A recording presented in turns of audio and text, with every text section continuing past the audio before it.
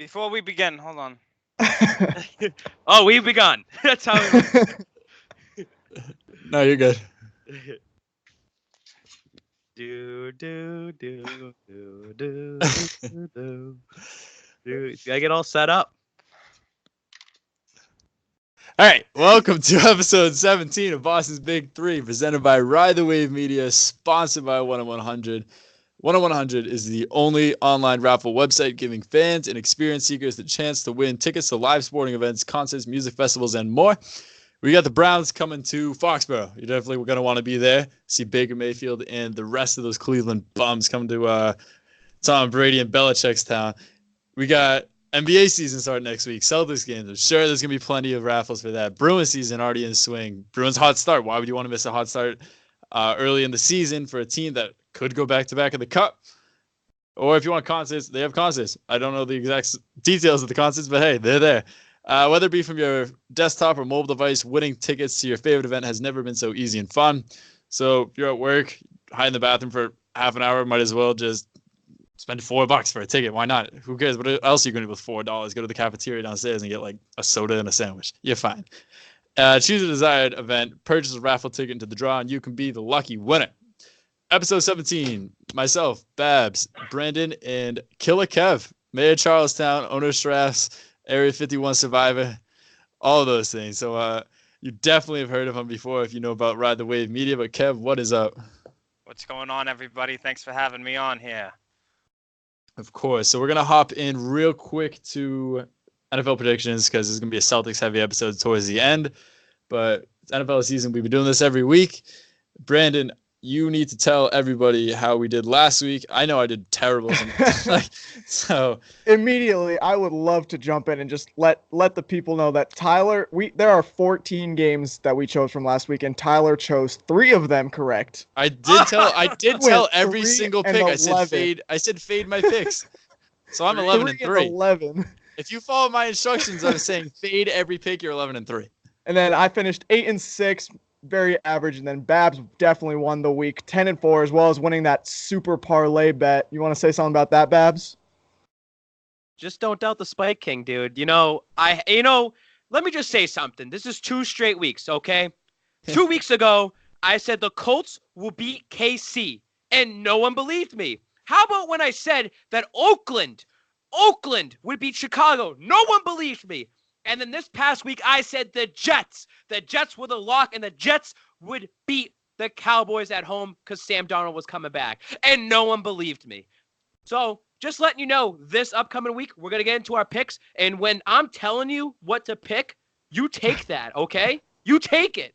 I went with Bucks Mania with Tyler, and it screwed me all over. I should have stuck with the Panthers.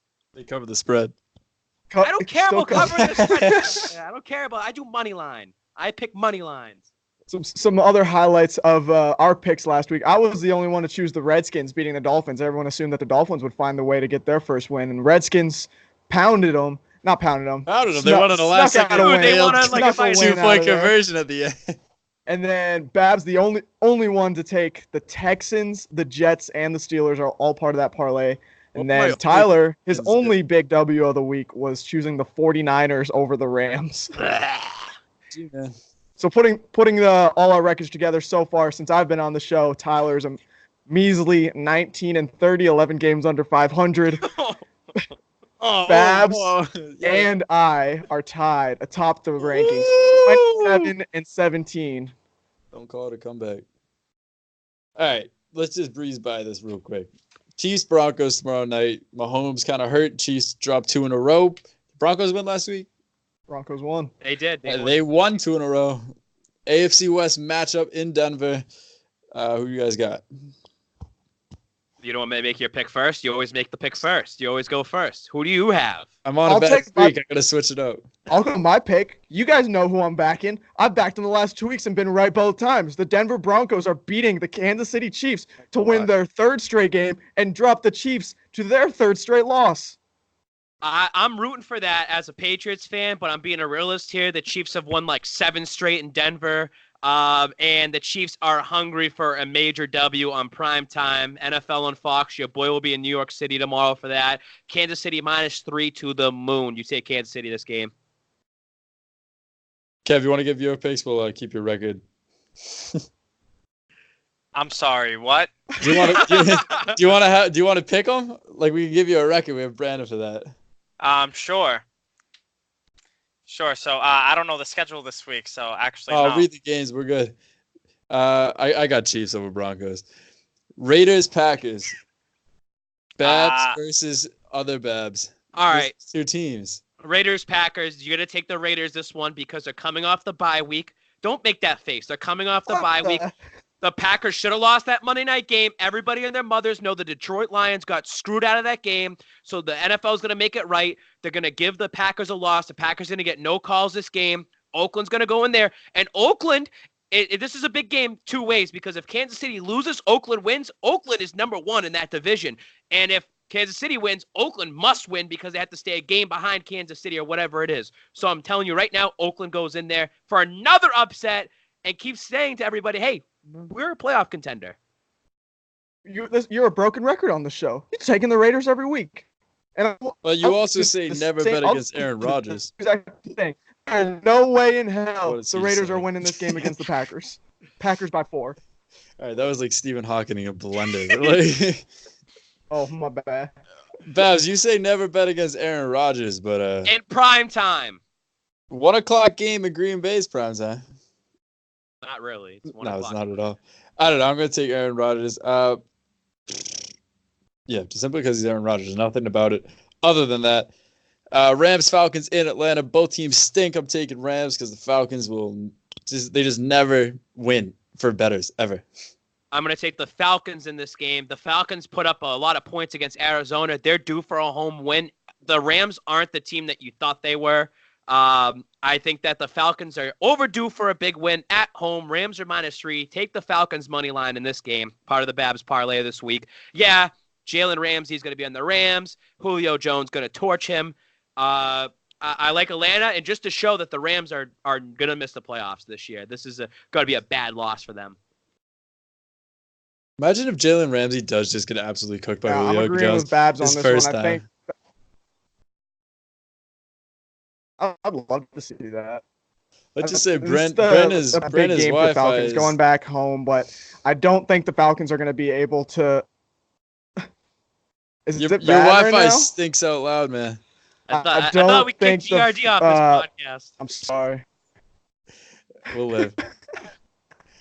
All right, so I don't even know what his pick was, but so either way, he can switch it no matter what. Like, whatever. He controls the scoreboard. I won't. No, he's taking the Falcons. He's taking the Falcons.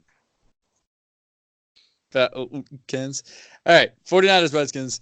49ers are going to kill the Redskins. I don't think we have to talk about this unless you want to.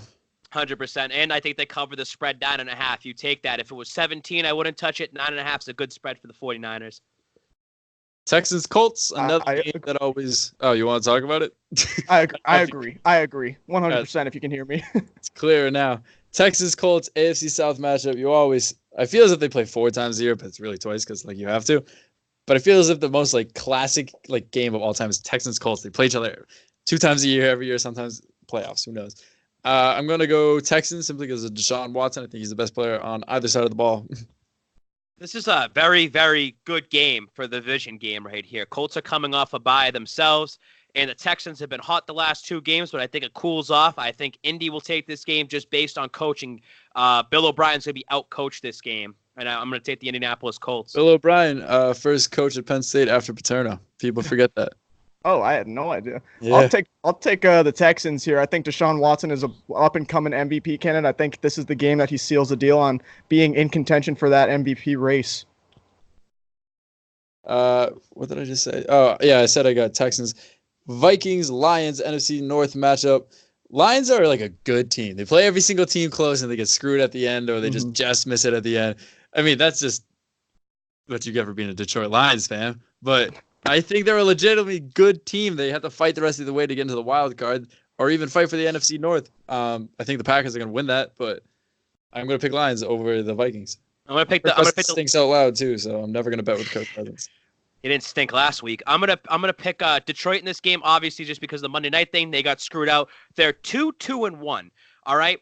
The Detroit Lions should be undefeated. They should have beat Arizona the first game. They should have beat Kansas City, and they should have won that Monday night game last week, and they've gotten screwed out. So this game, I expect them to blow the Vikings out, and that whole division's going to get very, very interesting going down the stretch. Take the Detroit Lions this week.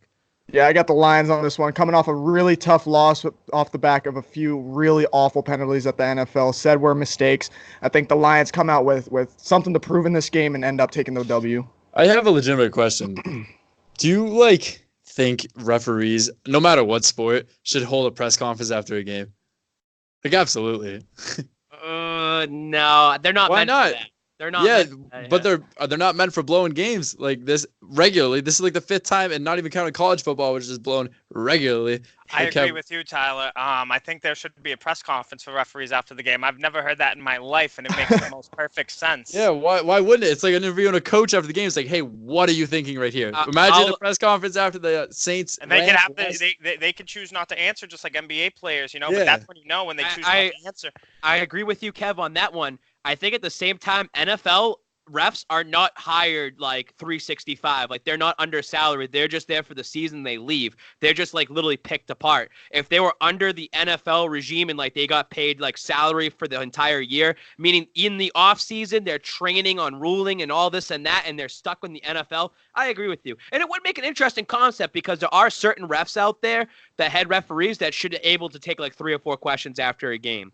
And if they were to do that and say, hey, we made an honest mistake on the field, but that's just part of the game. It's human error. I think they would actually get less people on their case if they were something like that. So, well, I don't think that should be, based on their salary or how much they make, that they shouldn't be held accountable for their fuck ups. Yeah, I'm just saying. Right, this is a good example. You put people on blast if they mess up here. A very, very, very small company, in the grand scheme of things compared to the NFL. The NFL, multi-billion-dollar company, if someone is ruining the product week after week, you're not going to do anything. It's not going to harm them. You're simply asking them why haven't you guys fixed this? What is wrong with the system? How do you keep messing this up? Because you guys are replaceable, but the NFL refs are not, because a couple years ago they replaced the refs and that was god awful, and they realized. And most of those refs are probably in the league now. That was 5 years ago. They were the training refs, and the training refs are probably slowly working their way into Do you not remember that Seattle Green Bay game where the guy was going like this, and the other one was going like that? I remember that when I was in 8th grade. Yeah. Jeez, you're young. I'm sure by now, dude, a good majority, I'm only 20, a good majority of those people are in the NFL reffing that were replacement refs when the lockout happened. I don't know. I think that refs, no matter the sport, it doesn't even have to be NFL, it could be literally anything, croquet, I don't care.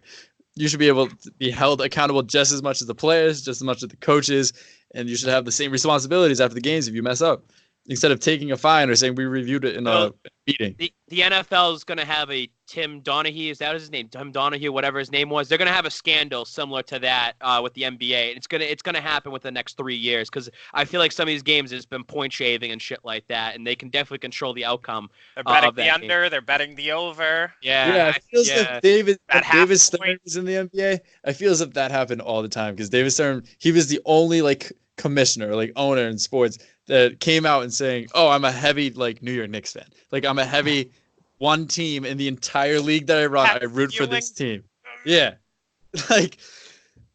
definitely corruption. But I'm all here for corruption. I just need people to talk about it. Was because of how much he was involved with the New York Mafia. Yeah. He was the cousin of one of the bosses of the family. And that's how he got exposed, and that's the only reason he got exposed. So all these innocent guys who live at home with their wives, and they're betting on the games, they're fixing games, it's harder to expose them. Point. I totally lost. I was going for the next game, and my Safari went down. Jags, Bengals, in Cincinnati. Gardner Minshew drops, 2 in a row, I believe?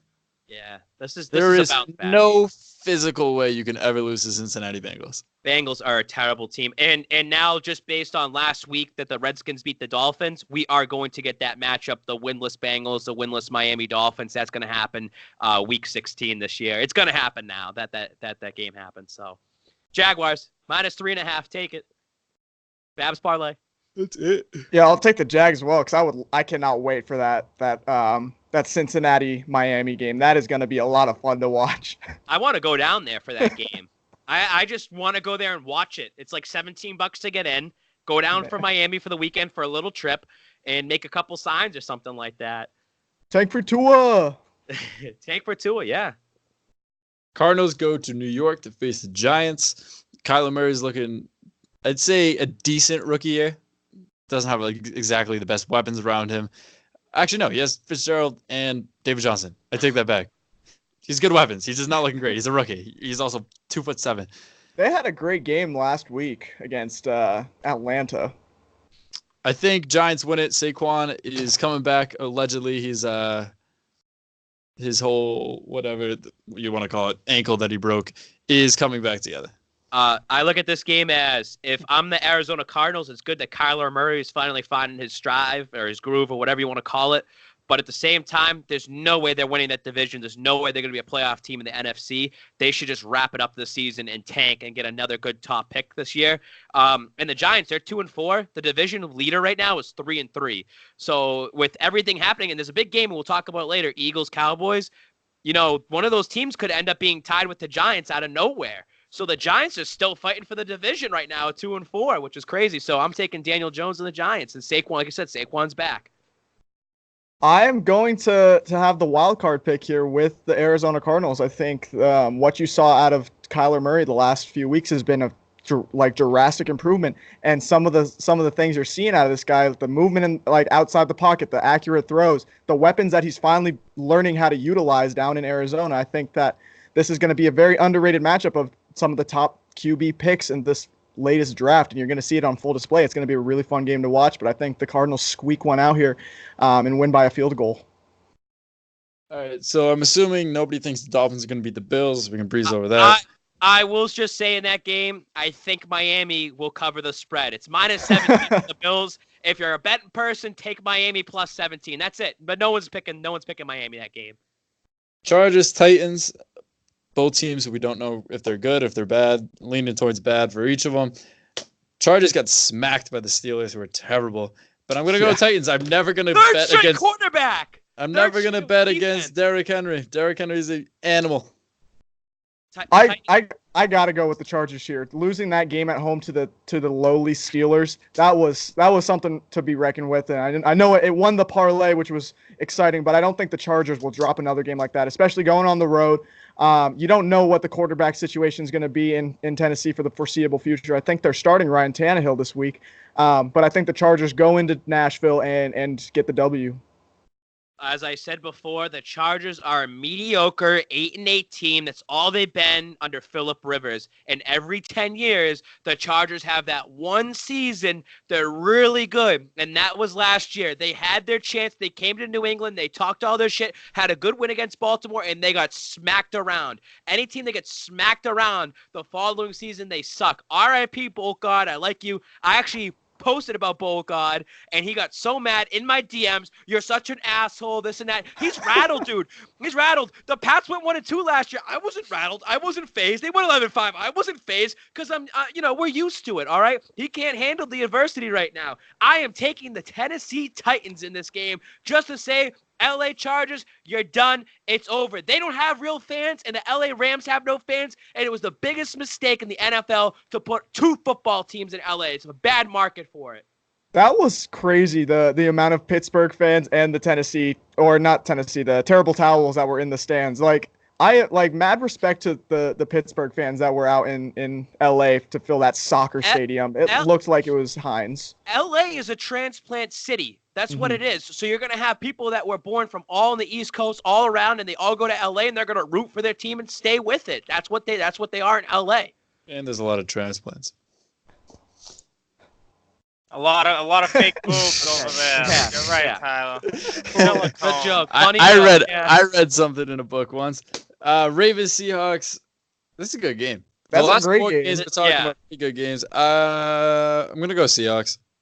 There's no reason behind it. This is actually where the next couple games you're about to say get really good for Football Sunday. Wow. Ravens Seahawks. I think the Ravens had a good pickup with Marcus Peters. You laughing? I think they had. Wow. I know, because I'm looking. Ravens had a good pickup with Marcus Peters, and this is a statement game. If Baltimore can go into Seattle and win that game. Seattle's still fighting with the Niners in that division. This is literally a toss-up game. I can't even pick. That's how frustrated I am.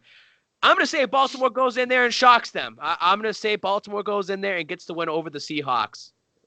I think Seattle is a definite contender this year. I think between them and the 49ers, I think one of these two teams in this division is going to come out on, or one of them has to come out on top, but they're going to make some noise this postseason. When playoffs roll around, these two teams will be fighting to go deep and play into February. I think it would definitely be a statement if the Ravens could go into Seattle and shock the world. I don't think it's going to happen. These two teams are very similar in the way they play, great defenses, rolling quarterbacks, and I think Seattle, just because they have the home field advantage in the 12th man, I think the Seahawks come out on top. And shout out to Russell Wilson this season. He's been playing phenomenal, like always. He is probably one of the greatest mobile quarterbacks. Someone that can use his legs, but also use his arm and be very, very smart. And I don't think he gets enough respect for that. And as a rolling quarterback, did you know that this guy, Russell Wilson, has never missed a start in his career? That's crazy. That's like a Tom Brady stat. Like, he's never missed a start in his career. And he's been to 2 Super Bowls and he's won one, so they're due to go back. I think he's due for one, just like Breeze is due for one more. There's a couple quarterbacks that are due. Yo, so it's future Steelers' wife. People forget that. People never talk about that. Saints at Bears. Is Trubisky back yet? I don't think so. This is the year of the backup quarterback, dude. It might be. All the starters got hurt. Saints are just good. I'm taking that over the Bears. So I actually had them in my original parlay, the Saints, but then the last second I chickened out and didn't take them. I'm going Bears in this game because the Saints have won 4 straight now or whatever. 4 straight with Teddy. They're overdue to just drop one game, and it's probably to be this game. They're overdue. They're just overdue. And if the Saints win this game, holy shit, they're literally still going to I still go to the Super Bowl. I still think they're most well-rounded team. Bears are coming off a bye, well-rested defense, got a lot of film on Teddy Bridgewater. I just see them swallowing up Kamara, and I see them squeaking out a victory. It's not like they're going to win big, but I think they'll go on top. Babs, I completely agree with you on that one. They're coming off a bye week. The Saints have won 4 straight with Teddy Bridgewater, which just you wouldn't have.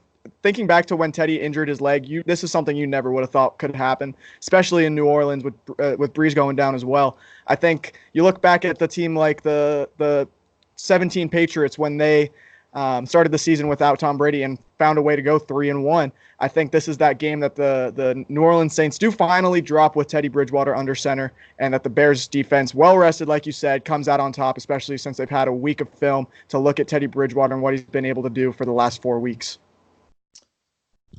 NFC East matchup. We got 2 left before we hop into some NBA talk. We got Eagles at Cowboys. Cowboys are just a bad team. They stink out loud. They are just, you lose to the Jets. The Jets. Eagles, pretty nice. They got killed by Minnesota last week. This whole division, every single year, it's such mediocrity. But it's all a fight. Like, the winner's 9-7, 10-6. Yeah. But yeah, I pick Eagles. And they say the AFC East is bad. It's the NFC East. All the teams struggle, and they're inconsistent. I'm taking the Cowboys in this game. They're going to finally get another win. They're going to have to get that win after dropping 3 straight. It's going to be an awesome Sunday night game, no matter which way you look at it. I'm indifferent on who wins. I just think the Cowboys will get that one up on the Eagles. I think the Eagles having back-to-back road games hurts them as well. It will be a classic game, though. I think Dak Prescott and Zeke will have I think they win by 10. I'll give them 10. I think they'll be in control of this game. I think the Eagles go on the road again and find a way to win this game. I think they go into Jerry's World. They're underdogs. They're in Dallas or in Arlington. I think this is definitely going to be a great Sunday night football game, as most of these afternoon games have been that we've talked about so far. I think the Eagles do find a way to come out on top, especially after getting blown out last week. And then Monday Night Football, Pats, Jets. I think the Pats win by a lot, but Jets finally get a win. Sam Darnold's back. Spirits are high until they realize they have to face the best team in the NFL. After coming off a win against the Cowboys, they get blown out at home. Something to look at right now, and obviously weather changes because it happened last Thursday night where everyone thought it was supposed to downpour and nothing ended up happening. But right now there's supposed to be a lot of rain Sunday, Monday, Tuesday, all up in New York City. So at MetLife, where they're going to be playing, so the weather will be a factor. I don't think the Pats just blow them out. And I feel that the Pats will have control the entire game, just like they usually do every game. It'll be a close halftime. They'll start pulling away in the third, and then in the fourth quarter, they'll end the game. But it's not even exciting. Like, not even an exciting game to go down to. I hope the Jets play the Pats hard. I mean, every time you play the Pats, it's your Super Bowl. You're trying to play them hard, and I'm rooting for Sam Darnold to keep showing that, hey, we're a good team. I think after this game and the Jets take this loss, they go on a 5-game to 6-game win streak after this, and they start actually tearing it up. Why are you making that face? Just doubt me. They win one game. Just keep fucking doing that. They win one game. Oh, they're gonna win 5 in a row. Yeah, right. I got. How could you bet against the Patriots the way they've been playing? Finishing the game on Thursday feels like ages ago now after the slate of games this weekend. But long rest, long time off. Patriots thrive off of that. Patriots go into New Jersey and win. I just want to say we have now are about to witness 2 Sundays in a row without the New England Patriots. And this league sucks this year. There's really no good competition out there. There's a few good teams out there, as we talked about. The Seattle's starting to be a really good team, New Orleans. But when you look at the AFC, now that Kansas City's on their way down, number 2 seed, which technically they're not a number 2 seed because they play in the same division, is Buffalo Bills. Can you believe that? The Bills have the second best record right now in the AFC. That's how bad it is right now. 2019 is wild. Yeah. All right. They still win the Super Bowl. Let's finally talk NBA. The reason I joined the show in the beginning, the reason we had KillaKev on today. Kev, let's start with you. Hey, lot of turnover this year. Ultimately, what are you looking for the Celtics season this year? Open floor, talk about whatever we want to talk about. It's a safe space. Now, specifically for the Celtics this season, what I'm personally looking forward to is all these younger kids getting minutes. You know, we cut off the long minutes of Kyrie, give it to Kemba, but these new guys, like one breakaway right there, Javonte Green, I'm betting all my chips in him. All my chips are going towards him because Javonte Green in his NBA debut, all right, went 7 for 7, 100% from the field, had 14 points. Okay, he's acrobatic. He's a crazy athletic guard, and I'm just looking forward to watching him this season. One funny thing about his this Javonte Green guy is that not only was that his NBA debut, the game where me and Spike King dressed up as tacos for Taco Fall, had a great game, but not only was that his NBA debut, but it was for his first time ever in an NBA game. He never even went to an NBA game. Not growing up. He played overseas, went overseas at 19, undrafted, comes back. Celtics picks him up at 26 years old. Celtics picks him up. He has a perfect game at his first NBA game ever, and I just think that's such a touching story. And he played well yesterday against the Cavs. Not to talk about Carson Edwards, 30 points, but what was it? 26 points in the third quarter alone, 8 3-point shooters. Larry Bird never done that. Ray Allen never done that. This guy has the potential of being the best 3-point shooter of all time. So I'm betting all my chips in those two right there. Go ahead. I was just going to say, I feel that I'm a casual when it comes to basketball and Celtics. Obviously, I'm going to say some stupid things coming up, and you'll disagree with me. But I feel like Brad Stevens lives and dies by a 3. And I feel like he did that in Butler, and this is the perfect guy is Carson Edwards for someone like have Brad Stevens, like have him on the team because of the 3-point shooting. I wouldn't say we lived and died by threes in the I'm past. I'm not saying we do, but Brad Stevens Stevens himself is like a historically. Guy I mean, even then, right now, it's such a 3 and drives offensive league. Like Tatum literally got yelled at for shooting mid ranges all year, and he got cyberbullied into taking him out of his arsenal. Like he's not shooting mid ranges anymore. People are already comparing Carson Edwards to Stephen Curry. You know, I'm so excited to watch that guy. He broke all of Steph's records in the tournament. It was like most threes attempted, most threes made, most threes in a game, best shooting percentage.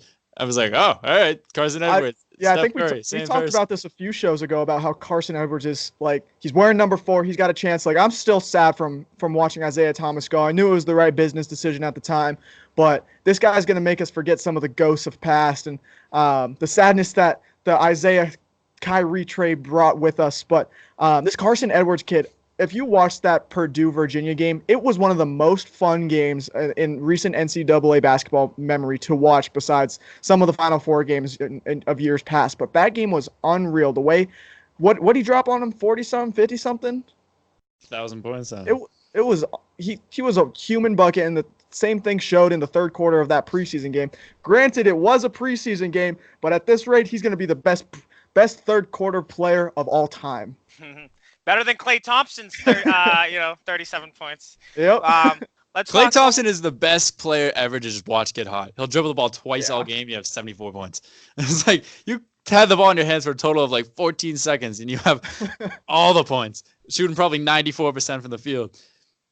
But yeah, Jaylen Brown, he gets. Oh, what are you going to bring up? I was just going to bring up staying on the Carson Edwards topic. So, last night's matchup, it was Carson Edwards and it was Colin Sexton. All right. I believe that's going to be the future of the duo matchup right there. That matchup we're going to look forward to it all season because, like you said, for Purdue, Carson Edwards' performance that day where he had 40, 50 points. It's similar to Colin Sexton when his team got in a bunch of fights and they all got kicked out of the game and it was 3-on-5. Do you recall that? Yeah, Arkansas. 3-on-5 game, and he brought them back being 22 points down. He brought them back to 3-point deficit by himself. So these are two guys, and yesterday Carson Edwards came out on top on that matchup, but these are two guys that are going to be going at each other because Colin Sexton is one of the best perimeter defenders there is. He's a great defender. That's his best part of his game. So, and right here, I just want to bring up one more thing. This video I posted on NBA Newsballer.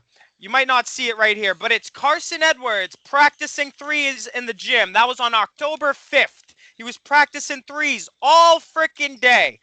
So it just goes to show repetition. This kid, his work ethic in the gym, it's just on another level. So there it is. October 5th, I call this kid just practicing in the gym, shooting his threes. He has one of those jump shots, similar to a Klay Thompson jump shot. It's a high release. He's not like Colin Sexton. He takes a while wide base and stuff. For a 6-foot guard, he jumps up, and he not only does he practice threes, you could practice threes all day, but he's practicing moving threes, pull-up threes, uncomfortable threes that make you feel uncomfortable shooting. He's comfortable shooting. And he has the best nickname of all time, Beef Bullet. Everyone's going on. I'm just like, why? Arson Carson. I never heard that. Everyone I saw like on Celtics Twitter yesterday was saying Beef Bullet. I'm like, that's just strong. Or like saying his like thighs and stuff. Quad father. Yeah, all that stuff. Jaylen Brown, he asked for a 4-year, $80 million contract. No, he didn't ask for it. The Celtics offered it to him. He said no. He expects bigger. I love Jaylen Brown. I thought that was a good contract. I think he's realistically, if he signs, I think it'll be for 100, for maybe 110. I think he actually deserves that contract. Unlike I love Jaylen Brown. Kev said that he deserves the max. I saw that. You said that Jaylen Brown deserves the max contract. You wrote that somewhere. The thing with Jaylen Brown, dude, is he's the only one on that Celtics roster come playoff time is going to show up. He's the first person in Celtics history or something like that to have 30 points back-to-back games in the Eastern Conference Finals. What are the holes in his game? Like every time I'm watching this guy play, he can do mostly anything you ask of a player. He's dunking on guys. He's dunking on Giannis. Dunking on Giannis twice. Multiple times, and he just can't dribble the ball. He gets too when he's on a fast break. He tries to do too much, in and out, and he'll punt it out of bounds in the fourth row. Unless Taco Fall just reaches out, clean it up. I know. I love Jaylen. I hope he comes back to the Celtics. If not, I know you probably should trade him so you don't lose him for nothing. I don't want to see him go. I got his jersey when he was literally a rookie. And, I don't know. I just like Jaylen Brown. Hope he stays. I think he just got overshadowed by Tatum and Tatum's run. And I debate taking Brown over Tatum in some stances, though. No, I agree. I just feel like as a fan watching it, and I also feel like Jaylen Brown has no real personality whatsoever too that makes you have a character or something like that. He's the smartest human being walking this planet. That's fine. It's like Tim Duncan. Just like Tim Duncan was amazing, but he's just like vanilla. That's who he is. He's just if Jaylen Brown were to leave, I'm telling you right now, Ride the Wave Media would be the first ones to break that story, because I have a source that's with Jaylen Brown, okay? And some people around me, like maybe the Spike King, knows about this source. He's met him before. And there is probably 3 people as close to Jaylen Brown. I'd say about 5, just so I don't throw this guy under the bus as far as this guy. So no, bro, don't go out there. That's a bad look for us, bro. I don't want you. I'm not believing in it, dude. I don't want to do it, bro. I don't want my name on it. I don't have my name on it. We're gonna get ridiculed. The 12-year-olds are gonna attack us. He could go anywhere. I still love him because Jaylen Brown. All right. I was gonna let you go off. Jason Tatum, on the other hand, he didn't really have a sophomore slump last year in terms of stats and numbers, but just if you watch every single game, like a lot of Celtics fans do, there are a lot of loyal fans. You could tell, obviously, wasn't playing as well as his rookie season. Kind of forcing too many shots. His classic dribble the clock until there's 7 seconds left, back away, fade away, jump shot that break off the front rim, or all this stuff that he just shied away from. Maybe because he was working out with Kobe Bryant. People, you can't prove me wrong, but you can't prove me right either. I expect Tatum to have a more of a what is that called? Like a jump in his role. The junior jump. A bigger role, yeah. Bigger role, especially because Kyrie's gone. Like, I could, with all the media clips and stuff coming out, you could just tell everybody hated Kyrie Irving. You see what Al Horford said about the Kemba stuff? He was like, oh, I was talking to the Sixers before this offseason officially started July 1st. Like, yeah, we kind of had that wrapped up. I didn't hear anything from Kyrie. I guess Ainge didn't tell him anything about Kyrie. And then Kyrie leaves. He already verbally committed to the Sixers. He went there, and then the Celtics brought in Kemba. So they're like, oh, would you have stayed if Kemba? He's like, oh, yeah, that would have been an entirely different story. I just had no idea about it. I'm like, so it's either A, he's lying, or B, why didn't anyone tell him that we had the plans to get Kemba Walker? I don't know. I can't even think of what I'm going to think about Horford. Like, I want to like him. I want to like him so bad, but he dipped to the Sixers out of everyone. Literally any other team could have been okay with it. Would have had an excuse, but to the Sixers. But you're supposed to like him because he's done so much in Boston. We have to make sure we kiss his ass because Dadford and Horford, and he was so good, and he came to the Celtics. Oh, he's on the Sixers. Who cares? That's okay. They're your fucking rivals, dude. I don't look up at TD Garden and see it saying 2016, 2017, 2018 World Champions. I don't see a 42 up next to Paul Pierce's number. Exactly. He's a sellout. The Sixers' biggest mistake this offseason was, letting go of Jimmy Butler, letting him go to Miami. Jimmy, without that team, Philly doesn't win. Philly doesn't even reach the finals without Jimmy Butler. Jimmy Butler is one of the best players in the league today, and for the Sixers to let him go and not offer him the max. Did they have the cap room to do that? They did. They kind of had to choose between Harris and Butler, and they chose Harris. Huh. And they got rid of JJ Redick, their only shooter. They got rid of Sarge last year, another great shooter. Covington, another great shooter. They just got all these big name talents, which is a good idea. No shooting. Speaking of JJ Redick, it's great to watch, an older guy like that, being a leader really in New Orleans to all these younger guys. I see him very involved with these guys. He's cool. I don't know if you ever checked his podcast. He has a podcast too. With the Ringer. The Ringer, yeah. And, it's great to see him be over there in New Orleans, kind of mentor these kids over there.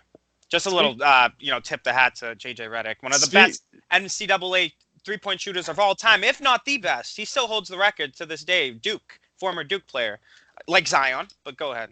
Speaking of NBA players having a podcast, did you see the one that Steven Jackson and Matt Barnes are doing? That's gonna be must listen to. That's a D-list duo, right? It's a D-list duo, but it's the people who did everything off the court that you weren't supposed to do according to the rules and stuff and got away with it. I'm absolutely gonna listen to that. But yeah, Marcus Smart is the longest tenured Boston Celtic, which seems crazy because I actually remember exactly where I was when he was drafted, and that feels like forever ago. But Marcus Smart is one of the few people NBA contract years. That's a big thing in the NBA. When it's about to be a contract year, you expect that player to step it up, get his money. As soon as he gets paid, take it down year. Marcus Smart gets paid, then has the best season of his entire career.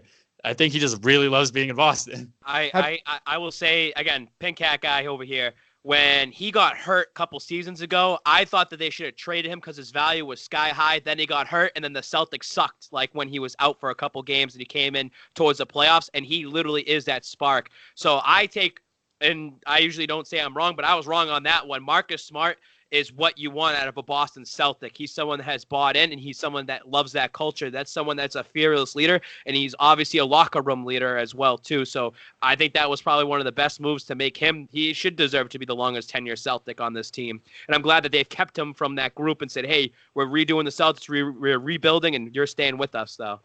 And first team all defense last year as a guard. It's pretty cool to do. Yeah, Marcus Smart, the way he leads that team is so special. And I think if you guys have been watching like the last 4 preseason games, I know it's nothing near as exciting as the NBA offseason or the regular season, but the way he's been pulling up every time he's touching the ball, he still has that driving mentality. He's still got that can-do drive. Nothing's gonna hurt me, no one's gonna stop me when I'm going into the paint. But he's been pulling up from behind the arc, and he's been hitting. This is a trend that started beginning of last season, where he's starting to hit his threes with consistency.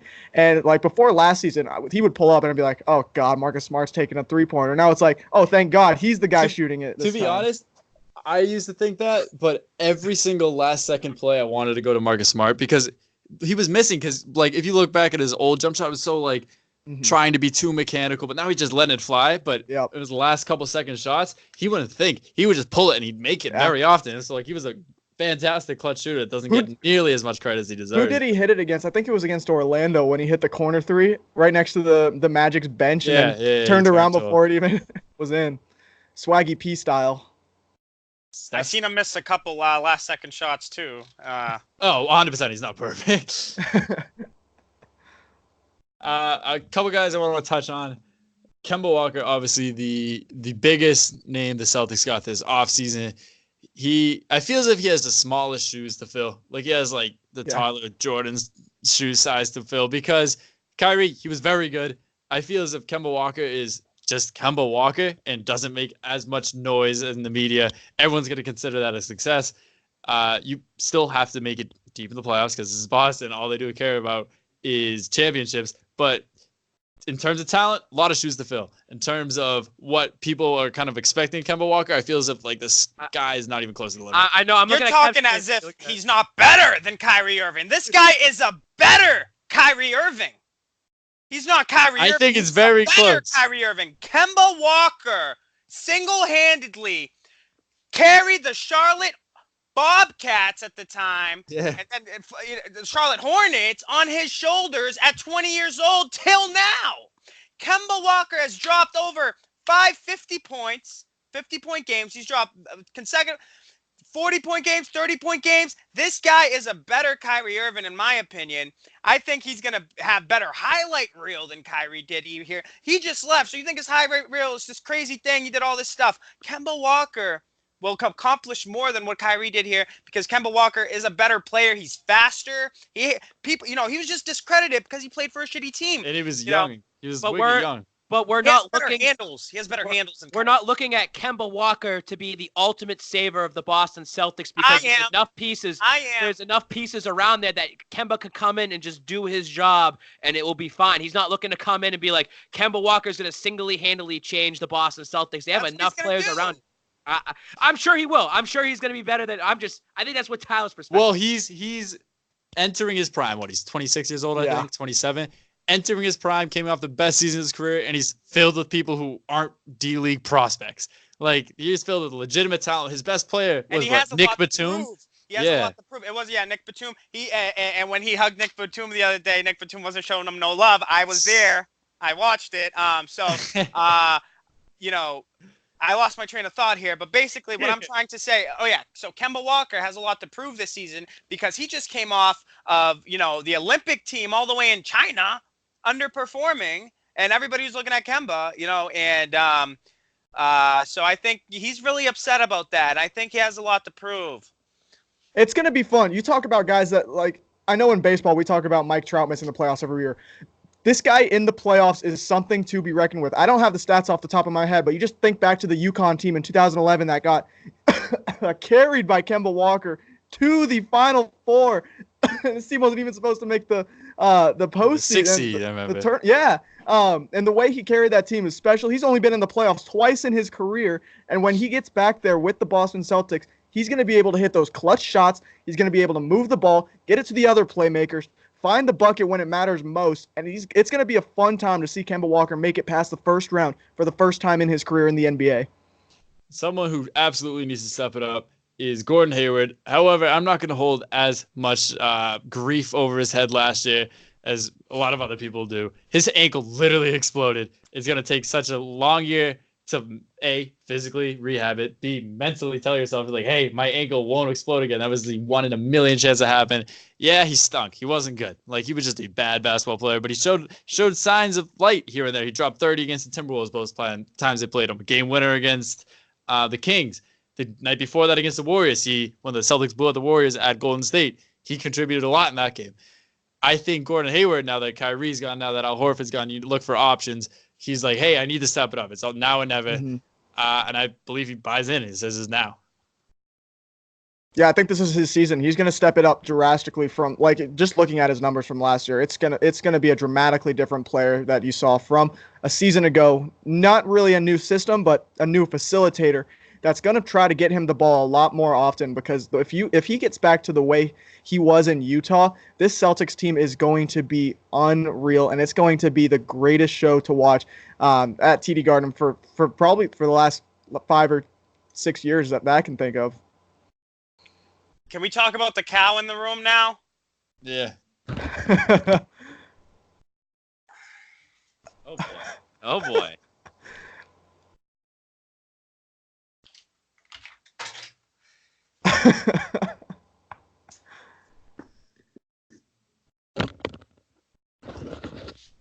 Terry Rozier. I was about to bring him up. Terry Rozier. I go to the TD Garden. We get these backstage passes. I see Terry Rozier. We walk up to him as men, me, Spike King, ask him a couple questions. He's there with his family, his baby mother. He's with his mother, everything. And, we ask some simple questions. Hey, do you miss Boston? Yeah, would you ever come back? No. He said no. He said he wouldn't even consider coming back. So the amount of disrespect right there is just beyond me, especially on his return. His first return to the TD Garden, the only team he's ever played for, the only team who's ever fed him, paid his bills. Ainge would die for him, dude. Ainge said multiple times he loved Rozier, and he does this. Yeah. So, we get this video. We post this video of that, and I bring back a little rap song I made about a year ago. I made a little rap song talking about, Brad didn't give you minutes because he knows you suck, stuff like that. And that pinched a nerve in him. And all of a sudden, I'm seeing these GMB guys. GMB is for those who don't know, it's his gang. He's gang affiliated with GMB. These Bloods from Youngstown. Okay, not Charlestown, Youngstown. So these guys start watching my story, start getting these DMs. These guys, they're always with Terry. So I'm like, what's going on here? And I'm figuring out that what I'm doing is bothering him single-handedly. I triggered a whole gang of Blood, Crips, and Terry Rozier's minions that he pays. He pays their phone bill, their food, everything. These guys just follow him around. They mooch him. So that's what happened. That's what's happening right now is these guys are watching me, my story, and they don't understand. I'm just a comedian. I'm a sports investigative journalist. I just got back from Area 51 in the Nevada desert. I'm willing to do some things people aren't. Listen, I'm not here to make friends. If I was here to, Terry, he left. He left us. He plays for the Charlotte Hornets. If we see him in the playoffs, you know what he's going to try to do? He's going to try to rip our fucking heart out. Terry Rozier. So it's all a matter of time till everybody from Boston, all the Celtics fans, hop on the KillaKev bandwagon of anti-fuck Terry Rozier. He didn't want us. He didn't want to stay. He doesn't bleed green. Well, then you better bleed blue and have a long summer because, listen, this guy is our enemy. There's no difference between him and Kyrie. The only difference, he didn't publicly say he was gonna re-sign with us. He went on First Take and told the world, nah, I can't do it. I'm gonna have to go. So I don't understand where's that coming from. I know you can rant. I know you're ranting, and I know you're heated in the moment. I have to dive into this as well too, because I got questions for you, and I was obviously involved, and my face was on it as well too. So I'm gonna ask you questions, and I've been very, very neutral about everything going on about this. I've been very strict, right in the middle. Tyler and Brendan know about that too. I've been very right in the middle. I play every side of it. All right. Now, good. Gonna put his hat on here. All right. So number one, I just want to reiterate everything you kind of said. I believe Danny Ainge wanted to keep Terry Rozier, and this guy publicly just came out and just trashed Boston. Like, I'm not staying with you guys. See you later. So all of a sudden, everyone's like, well, Terry did this and Terry did that, and he carried our team. And it's like, dude, the guy didn't want to stay with you, and he left you. Why should you kiss his ass? But here's the thing, and I'm going to ask you some serious questions here. Number one, do you think it was a pussy move for you to record, like, when we said there was no cameras around, and we said, hey, like, we're no cameras around, like, we're, like, ask me a question? Does that look bad? Like, just asking you. No. That's how you make a name for yourself. You Press gotta conference have time. bad press. I'm gonna, yeah. So how many times have people come up and they've secretly recorded people and this and that? And I thought it was more of a joke. If people take us that serious, you're a fucking moron. Like, you are a complete moron. Yeah, if you take the two guys who walk up to you in taco With a suits. taco suit. We're in taco suits asking you. FBI, they're right here. Give us the hot take, man. Like, let us know the taco suits. Like, it was more of like making fun of us. And in terms of that video, I mean, when we posted it, it got a lot of traction, it gets people talking. Oh, I'm sorry. We're supposed to side with the player because you love him? No. How many times that I might like Paul Pierce and you hate Paul Pierce? Like, there's, like, whatever. Like, who cares? That's what sports are, their opinions. A great person told me, it's not show friends, it's show business. And I know that great person's on this podcast right now. Listen, you're in the business of... Yeah. You're in the business of just going out there and having fun, being different, this and that. All of a sudden, yo, that's not cool. Like, that's not right. If anyone's affected by this, it's this face right here, and it's the other face right there with the sunglasses on, because our names are attached to it, our faces are attached to it, and me and Kev have great balls of fucking, we have the size of grapefruits, like Vince McMahon. Balls of steel. We can go out there and take heat. How many times have I gone out there and done something and, like, the terrible towel last year and spiked it and wiped it with my ass? And people are like, that's funny. Other people are like, that's crude and that's wrong. Guess what? You forget about it within a day. That's how our attention spans work. That's also what you have to do to make a noise. Everybody has their own thing. Everybody writes for their own website. Everyone makes videos for their own, like, company or whatever. You're not going to make news if you don't stir up the pot. Like, I think we should have kept the video up. I like the video a lot. Got a lot of numbers, which in a startup media company is all that matters. You want to have good content, which it was. 0 other people on the planet had that audio. We were the only ones. B, it put up, like, legit numbers. Like, it was good content, put up numbers, something different, and that separates you from everyone else. It puts you guys on the map. Like, oh, the guys that you see at the games. Did you see what they said with Terry Rozier? Oh, also that KillaKev guy. He was in Area 51. Babs. He goes everywhere. You got to have your name stick. But Tyler, you hurt my feelings. These guys, so players, much. they follow me. Their friends follow me. And they like my stuff sometimes. So disrespectful. And guess what? Like, the great Wes Hogan told me, I said, Wes, when he was leaving our company, he's still with us, but when he was leaving full time, and I said, Wes, what are some things I have to work on? Be honest. And he goes, Brian, you just got to be patient because you got to let things unfold. This is exactly because look at what Kev's saying. When it's the middle of the season, Terry Rozier is here in Boston. He's going to do something that's going to get the crowd against him. And then he's trying to tear your heart out in the playoffs. Terry Rozier does not care about Boston. If he cared about Boston and he cared about the fans, he would have stayed here. And it's funny for these people that are defending Terry Rozier are the same people that are shitting all over Kyrie Irving. But that's okay and that's cool because Kyrie said he was going to sign, didn't sign. But let's all forget about the time that Terry Rozier went on first take and didn't give 2 shits about Boston. We can shit all over Kyrie because he's on the Brooklyn Nets. Like, Kyrie. Oh, let's put a clown face on Kyrie and that would be funny. But no, you can't talk about Terry Rozier because he's gang related. You gotta watch out for yourself, man. He might come and find you and hurt you over some sports take and a sports opinion when we're not even being fucking serious. All right, any final words on Terry Rozier? Because I want to check in on 2 more players and answer some DMs. All right, Kev. Yeah, he watched my story. He's been watching my story all week. I have the screenshots, the proof right there. I had 40 stories up. I went to Salem at night, the great Salem, Halloween. I put stories of me at the circus, the Topsfield Fair, right here in Massachusetts. He watched every single one of them, and he was at the top 5. The top 5, he's sitting there watching it slowly. And then, I'm getting, they find out my name. How do they find out my name? Because about 80 posts down, it's my high school picture with my name on it. So he went down, and they're all investigative. They're in the sweatshop at his house on the computer. They're looking at. But you just, like you said, you are in the mind of like 10 people, 11 people, 12 people. You're in their mind for being an internet troll. Then that's what you are. Like, it's just being not to be in a negative way, because it kind of is, but you're just trolling. That's all. No, it has a negative connotation, but like that's a legit thing. No, like it's comedy. That's how you It's make fun. a name. I'd say you're an internet troll. You go Spike How Phillies. about Nate Burleson?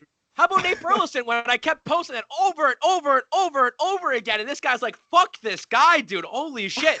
Now, I would tell him, and guess what? At first, he was like, yo, what the fuck are you doing that? And then I would tell him, listen, I'm just joking around. I'm just posting this because it's getting people. I'm like, you have to be the one that accept that you said this and that the Steelers were going to win the Super Bowl. And then when he finally realized it, the same way Kev's like, dude, I'm just a comedian. Like, I'm just fucking doing a video, and who gives a shit about me? And you know what? Why give a shit about Terry Rozier? Is he putting food on your table? Is he putting dollar bills in your pockets? No, unless you're making T-shirts with his name on it and stuff like that. Scary Terry! Yeah, Scary Terry, yeah. All right, I want to touch on 2 more people real quick. Robert Williams is supposed to have in his role increased. Like, I still have no idea how to phrase that. He's gonna have more minutes, more of an impact on the team. I love Robert Williams. He is an athletic freak. I wanted no, I didn't want this actually to happen. When everyone on the offseason was talking about getting Clint Capella, we have Robert Williams, obviously not as good as Clint Capella yet. It's his first year in the league. They each do the exact same thing. He can shoot better than Clint Capella. Yeah, he has. They both get paid to play in the NBA to catch an alley-oop, to rebound a ball, and to block a shot.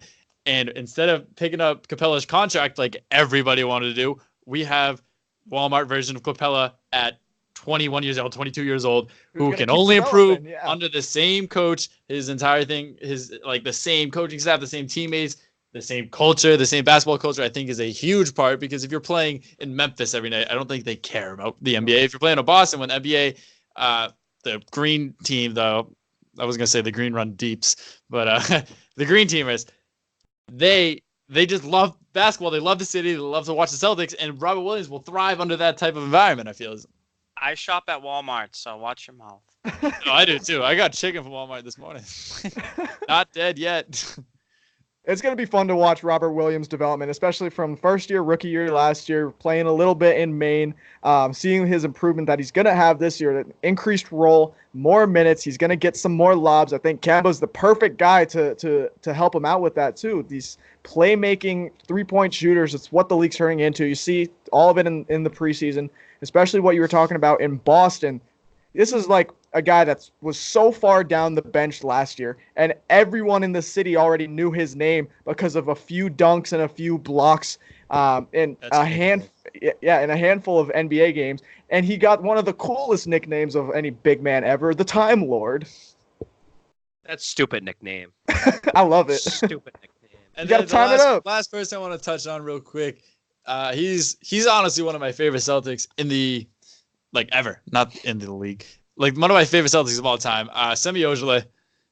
He's gonna be backing up Gordon Hayward. Gonna be backing up Tatum, Brown. His minutes are going to increase. He works the hardest out of anybody in that Celtics locker room for the past 3 years. Yeah. Literally, there was interviews. You could hear thuds in the background. Marcus Morris would be like, oh, it's just Semi Ojeleye. Like, he works out after games. Doesn't get a lot of minutes. I'm not going to complain about it. I'm just going to keep, getting my work in, get my shots up, lift all the weights in the gym, be built like a legitimate, WWE action figure. Like, he is such a specimen of a human being, and he's getting talented at basketball and has more opportunity to, prove that this year. I think Semi Ojeleye is a very slept-on player entering the this exact opposite of Gershon Yabusele. Yeah. The yin to his yang. I think it's going to be fun to watch Semi this year. I think it's really important that the they kept him on the roster. I know there were some trade rumors between Cleveland and Boston, especially revolving around Gordon Hayward and Kevin Love that included Semi in there. But it's going to be really important, especially if you look at the trajectory of what the Eastern Conference is likely going to be this year with Milwaukee, Toronto, Philadelphia, and Boston likely in the top 4 spots. You look at Semi Ojeleye as one of the premier defenders in the Eastern Conference, especially that Kawhi's gone now. He's one of these guys that you've watched the last few years, especially when we've played the types of Milwaukee, the guys that have like the Joel Embiids and the Giannis Antetokounmpos. This guy can guard them. He can guard them. Granted, they're still going to put up numbers because they're superstars, but he is slowing them down, and that's the type of guy you're going to need, especially if you're going to have a long playoff run like Boston intends on having this year. Can we bring up something boring? The Cleveland Cavaliers. Can we talk about how the Cleveland Cavaliers and how Kevin Love is wasting his final years over there? This guy only got like 6 more years, 5 maybe under his belt of an elite guy, an elite player. They're looking to him over there, but there's nothing going to be there. He needs to go somewhere where they could use him. This guy could be part of a championship team. If LeBron somehow could pick him up, well, the DeMarcus Cousins injury messed everything up, and it's terrible. But if Kevin Love ever went to the Lakers, oh my God. Oh my God. I think he might have a similar twilight of his career similar to Kevin Garnett if he could find a way, like you said, get to somewhere that he could contend for a championship, and then same as KG, find his way back to Minnesota and ride off into the sunset. He just needs to get fat again. Fat Kevin Love was an unbelievable player. Fat Kevin Love was having 2 games over 30 rebounds. Like that. And then he gets cut down, loses some weight, gets body in the low post here and there. But let's wrap this up. We only have 2 questions this week. So our listeners, you guys stink. C Rondo 05, can Taco Fall be a legit everyday starting center in the years to come? I think no, because you see what happened to Roy Hibbert. Roy Hibbert, very similar player to Taco Fall in terms of the obvious size, like gameplay, what you're supposed to do. Roy Hibbert, unbelievable player in the whole Miami Pacers feuds back in the day. Just ran out of the league. He couldn't do anything, couldn't shoot, too slow. It was a small ball game. Taco Fall, I think he's gonna be a Boban, I feel. Come in the game, you need it. Come in the game, you need it. You're gonna be a spectacle every time. Block shots, alter shots, guard an inbounds pass. I talk with my hands, so like if you're watching this, I'm just going like this. But he's part Italian. Tyler's part Italian. Listen, can we talk about the main Red Claws?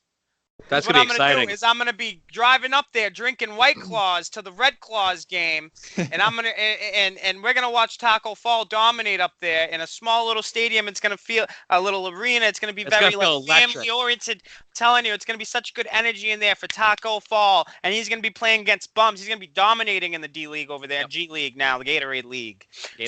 Looking forward to going up there. Ride the Wave will be covering stuff up there at Taco Fall events. So I was just going to say, that's and anybody that works with us watches this, that's going to be the greatest opportunity to take time out of your life and go up there and get media passes and Ride the Wave, get media passes because it's a little easier. Yeah, it is. No, 100%. We should be up there covering it. And I think Taco in the Taco costumes, he likes it. He knows what we are and he's seen all that. So we're going to have a big showing that first game. But I was going to say this to you, Kev and Tyler and Brendan, is that he's on that contract, the 2-way contract, so he can get called up for 45 days in Boston. He's going to get called up at some point. If you're Brad Stevens and Danny Ainge, when are you going to call him up? When is the time to call him up? Are you going to wait? The end. Yeah, but do you want him kind of in towards the playoffs? Because he's a distraction. He's a complete distraction on the team, too. If they was somehow to make the actual roster and he's just sitting on the bench every single game, people are just going to be rooting for him and rooting for him and rooting for him. And I don't think that's why I think be the most jealous out of the roster. Brad Wanamaker. No, an established Celtic, either one of the past Celtics, with all this love, because before Jason Tatum was the face, and Jason Tatum supports him, but a couple times I see Taco Fall score, and I see everybody, like this, and Jason Tatum's just like this, you know what I mean? Because he's not the poster boy anymore. Once Taco Fall gets established, he's the poster boy of the Boston Celtics. Jason Tatum's time here, it's going to be great too, but he's going to feel second. Yeah, he's going to be the go-to guy. You should save him for the second half, yeah. Oh, my bad. Yeah, I say after the All-Star break, bring him in. But because if you don't want him to be a distraction, you don't bring him in the beginning of the year. You bring him in when the team's established, you know who's good, you know who gels together, the lineups work together. You just add Taco Fall to the mix. You're like, all right, these guys clearly work together. We shouldn't have Taco. We want Taco, all that the entire game because it's not going to work. And the Nationals, we'll touch on them to the end of the show. Imagine our opponent's scouting report in the playoffs going against a guy like Taco Fall. I want to see LeBron and Taco Fall. I can't wait to see like LeBron drive in with Taco Fall and like think twice about it, then pass it out. That would be like the best thing. But there's no way that Taco Fall could be a starting center just based on his body. He's like a toothpick still. He's still like he's got to put some more mass on. Yeah, there's no way he could do it. If you give the guy 11 minutes, man, that would be perfect. Yeah. Situational, and I think someone like Brad Stevens, like he played with it in the preseason and then the summer league, could put Taco in certain situations like the inbound passing, or hey, there's like a minute left, we need someone to rebound, we need someone to be down there. A situational basketball player, and I hope that over time they develop him, and he's gonna love the city. He already loves the fans and everything like that. That he eventually will make the roster, say next year, and the fans will start realizing, all right, he's not a starter, but he's good for certain situations. Get your 10 minutes a night. I think it'll be fun. I think it's going to be one of those situations similar to what I just said about Robert Williams going up and down. It's not a one-time situation. As soon as he's on the Celtics, he's there for a month, and then he's back to the G League for the rest of the season. He's going to be coming up. He's going to be going down from Maine. He's going to get a few NBA games. I'd say probably give him 10, 12 games where he's actually getting some minutes towards the end of the game. Very, very similar to what Robert Williams did last year. I think you'll see that he'll fill that role. Probably very, very similar to exactly what he did last year. So look at Taco as basically the new Robert Williams, just with another foot on him. And Robert Williams will have even more minutes this year, but Taco Fall will be that guy who's coming up and down with the G League. You'll see like a notification every now and then, like, oh, Taco's been promoted to the Boston Celtics. Oh, Taco's been sent back down to the Maine Red Claws. And shout out to Lance Stevenson scoring 30 points in his China debut. He is gonna kill it out there. I love Lance Stevenson. He's one of my favorite, like, just random people of all time. Him, J.R. Smith, and, like, Kenyon Martin. He is funny. Speaking of J.R. Smith, I posted something a while ago. I reported on something. I believe I was the first one to post where J.R. Smith is doing this thing in the last couple of days, actually, where he's expressing his desire to return to the NBA through comment sections. You know how his name comes up and stuff. Yeah. Oh, yeah. So, people will ask him, when you coming back to the league? Waiting on that phone call. And he'll put the cell phone emoji. And, if the NBA, like Bleacher Reporter, House of Highlights, posted a funny thing, like when Markieff Morris threw the ball on the guy's head when the guy was playing defense on him. And J.R. Smith goes and comments on that, like, oh, they doing this, but nobody will even call me to play. But this is the NBA now. So he's very frustrated with his, his current status as far as his, his professional career goes and his profession. Nobody wants to pick him up. He's a free agent. He's getting older by the day, but I think he still has a little gas left on him. He was never that leader. That's why I think teams are scared to dip their toes in the J.R. Smith situation, because he's not going to come in and be like this leader. He has a past reputation about him, which is not so good. The Henny drinker, the Henny sipper, the soup thrower. Like that. So, It's almost like he's been blackballed. It's like he's blackballed. No NBA team wants to pick him up, and they just don't want that distraction on their team. That's it. Want to hear something sad? This is the first season in like 15 years Gerald Green is not on an opening day roster. Really? He's not with the Rockets anymore? No, he's a free agent. He's not signed by anybody. Wow. It's not like he used to play for us. Yeah, we drafted him, right? Pretty sure we got. I think so. We draft all the Greens. From Jeff Green, yeah. to Gerald Green, to Javonte Green. They're all great. Last question before we wrap up. This Green runs deep. Nap_sack. Who is more Boston, Fitzy or KillaKev?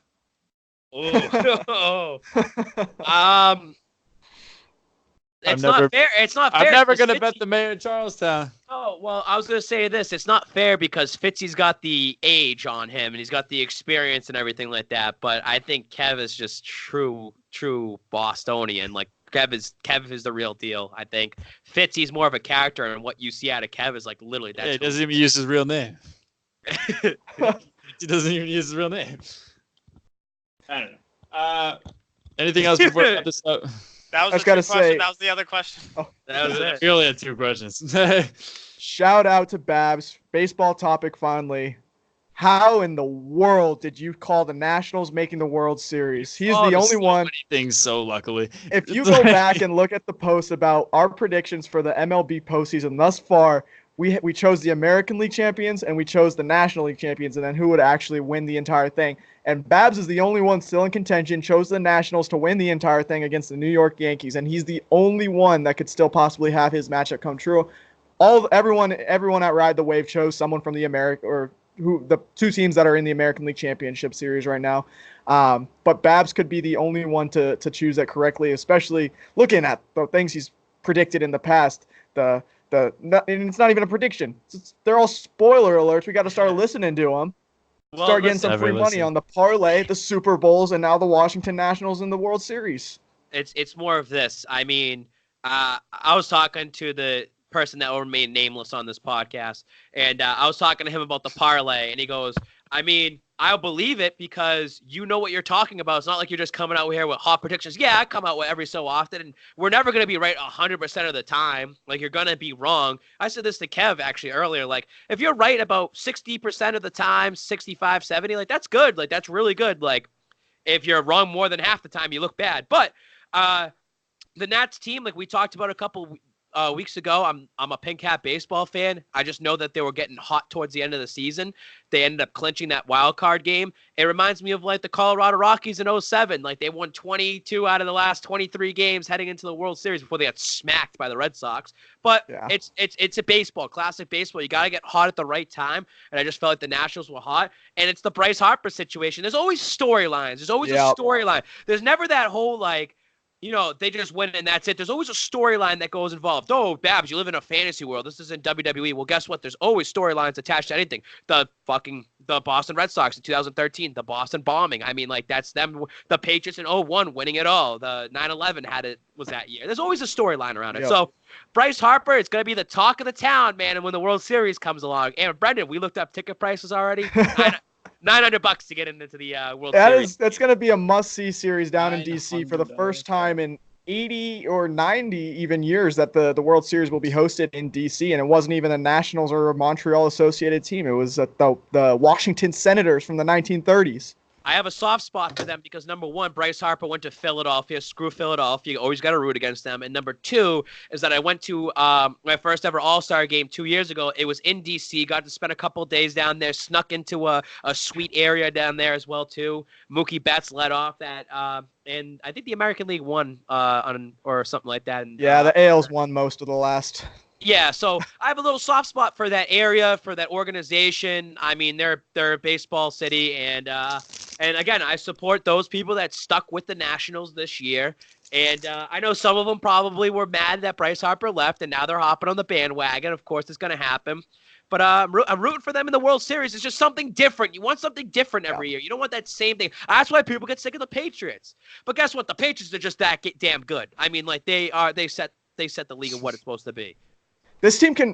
One last thing on the Nationals. This team, it's still definitely a soft spot in my heart for sure. But you look at where they were 50 games into the season. This Washington Nationals team was 19-31, very similar to.